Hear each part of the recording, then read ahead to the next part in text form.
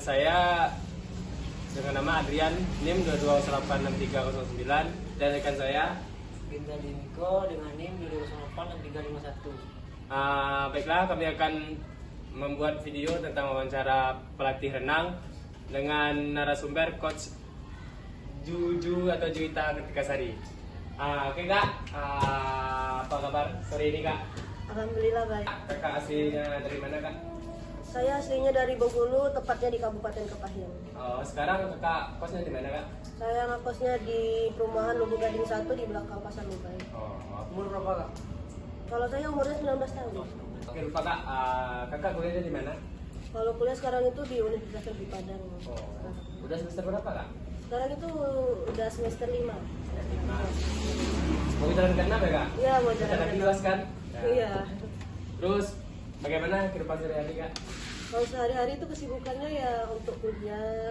Kalau ada kayak kan ngikut UK taekwondo sama renang juga. Jadi kalau ada acara atau latihan itu datang rapatnya atau datang latihannya. Kalau untuk di luar kuliah apa ada kegiatan? Kalau di luar kuliah paling kesibukannya di UK aja. Ya di UKM aja kesibukannya. Karena Kak ini aja pelatih tuh, udah masukkan UK kan? Renang, UK renang. Ada yang kesulitan Kak dari belajar kayak anak-anak gitu? Kalau anak-anak itu mungkin kesulitannya itu lebih ke sesuaiin mood anak-anaknya ya, karena kan kalau anak-anak nih mereka jiwanya masih mau bermain terus. Nah, jadi kita harus menyesuaikan juga sama suasana hati anaknya. Kakak ngajarnya anak-anak atau aja atau remaja gitu atau bebas? Kalau seorang itu kan sering gantiin pelatih yang lain, kalau nggak bisa itu sering ngajar anak TK, kalau ngajar anak TK juga. Nah, jadi di anak TK itu yang harus mengikuti juga kan bagaimana anaknya gimana, soalnya kan anak kan berbeda-beda. Ya. Nah, jadi kita harus menyesuaikan juga sama anaknya kan, karena anaknya juga ramai kalau TK.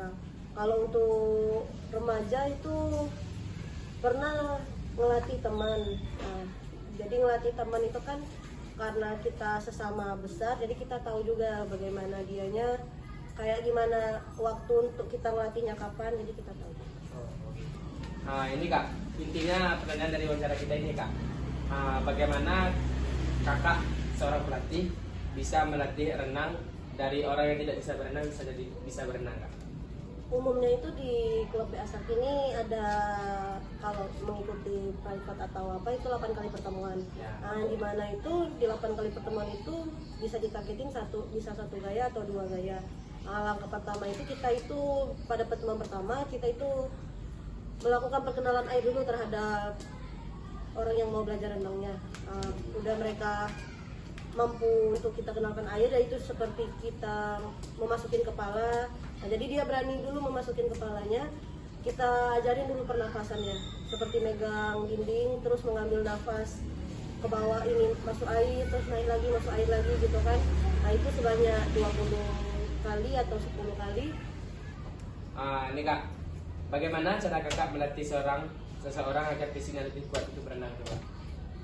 Kalau seseorang fisiknya lebih kuat untuk berenang itu kan mungkin lebih fokusnya ke prestasi ya. Sedangkan kalau di Asap ini pelatih dasar sama prestasi itu beda. Nah, kalau saya itu lebih ke pelatih dasar. Oh gitu. Ya. Bagaimana cara Kakak melatih seorang yang baru belajar renang agar bisa ambil nafas saat melakukan berenang? Pada saat mereka ngambil nafas. Ya. Kebanyakan itu yang saya lihat mereka itu kalau berenang itu apalagi kayak dada. Kayak dada ya susah. Nah, sebenarnya kayak dada itu gerakannya itu terpisah, kayak kaki dulu tangannya diam. Ya. Nah, habis itu tangannya kakinya yang diam. Ya. Nah, tapi kebanyakan itu karena mereka susah ngambil nafas karena mereka barengan. Nah, jadi kita tahu dulu apa penyebab terjadinya kenapa mereka susah ngambil nafas, baru kita ajarin kayak misalnya pernafasan dari awal dulu. Habis itu mereka pegang papan, mereka lakukan gerakan kaki sama pernafasan aja, tangannya megang papan gitu, agar dia juga bisa mengaku. Oke.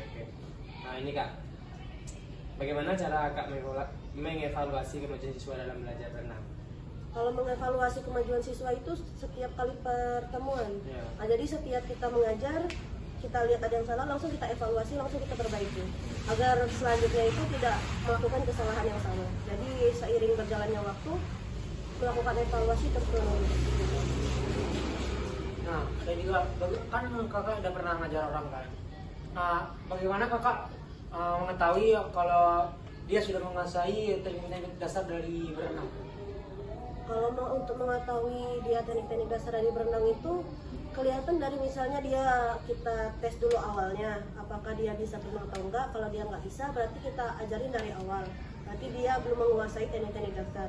Ada juga yang kita coba awal dia udah bisa. Nah, jadi kita itu untuk mengetahui teknik dasarnya itu kita lakukan tes awal dulu terlebih dahulu dari mana Mengetahui kemampuan dari siswanya. untuk mengetahui kemampuan siswanya. Baik kak, bagaimana kakak bisa merayakan pencapaian kecil kakak dalam mengatasi rasa takut kakak dalam berenang itu? Kalau merayakan pencapaian kecil terhadap atlet itu, kalau misalnya anak kecil itu kan mereka itu suka sama hadiah. Yeah. Nah, kalau misalnya untuk anak kecil kita merayakan pencapaian kecilnya dengan mengasih hadiah atau mengasih pujian. Nah, tapi kalau misalnya kita ke remaja ke atas, mereka itu dikasih apresiasi aja mereka pasti udah seneng gitu kan, apalagi dikasih semangat sama motivasi mereka udah seneng. Jadi pencapaian kecilnya itu ada berupa barang, ada juga berupa perkataan kayak motivasi gitu. Apakah itu manjur kak?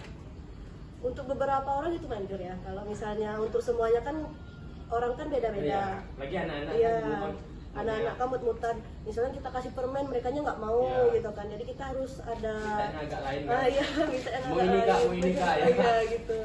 Jadi kita harus bisa menyesuaikan juga sama anak-anaknya gitu.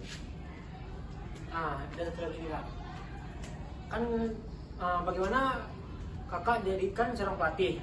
Bagaimana seorang pelatih bisa berkontribusi pada kesadaran masyarakat tentang pentingnya belajar berenang untuk keselamatan diri? Kalau misalnya kita ke masyarakat itu biasanya kita melakukan sosialisasi gitu kan. Kita mengadakan sosialisasi itu seperti menjelaskan betapa pentingnya renang, dan kita juga membuka kelas-kelas renang itu seperti kayak 8 kali pertemuan dengan biaya ini, dengan pelatihan yang udah profesional. Jadi kalau untuk masyarakat itu biasanya menyebarkan brosur, sama kita juga melakukan sosialisasi juga sama masyarakat. Kayak sudah setelah muka langsung kan kak? Iya, berbagi brosur juga misalnya di Car Free Day yang rame gitu kan. Jadi kita juga bisa kasih Biasanya aku tahu. join apa sosialisasi mau Iya gitu. Kan kalau di brosur itu kan ada juga tuh kayak nomor adminnya, biayanya, berapa kali Kapan pertemuannya. harinya. Ya, kalau hari itu menyesuaikan juga sama ini. Yang terakhir nih kak, bagaimana cara kakak melatih seorang yang lebih tenang saat berada di tengah kolam tanpa pegangan tangan dari kakak? Untuk melatih mereka agar tenang itu yang seperti untuk trauma tadi, kita itu harus memberikan mereka motivasi terus agar kalau di kolam WNP itu kan di tengah-tengahnya itu lebih dalam kan daripada yang pinggirnya.